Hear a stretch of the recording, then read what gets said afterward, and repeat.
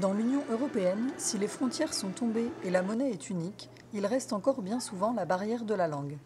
Il y a plus d'un siècle, Ludwig Zamenhof, un Polonais, créait une langue de toutes pièces. Son objectif, pacifier les peuples en leur permettant de communiquer avec une langue commune.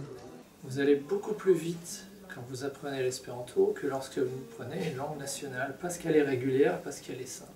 À la Maison de la Région, un café linguistique réunit quelques amoureux des langues. L'espéranto leur évoque un beau projet, un peu utopique. Ce serait la langue de l'Europe.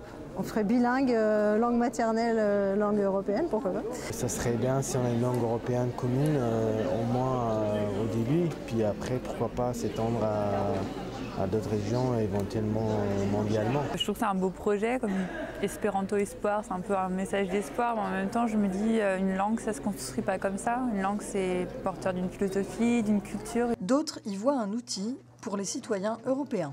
C'est Europe Démocratie Espéranto, et donc qui est apparu en 2003, qui a été créé en 2003, et donc qui a déjà fait 2 élections en 2004 et 2009.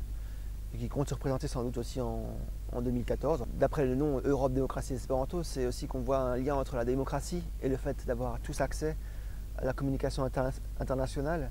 Et puis aussi le fait du coup qu'on puisse après débattre sur un pied d'égalité entre citoyens européens et qu'on puisse un peu se décloisonner, sortir des pays. Le but c'est pas que l'espéranto remplace les autres langues de l'Union, c'est bien que l'espéranto soit une langue en plus. Aujourd'hui, il n'y a qu'en Hongrie où l'on peut passer des examens d'espéranto et les locuteurs sont estimés entre 10 000 et 100 000 personnes en Europe.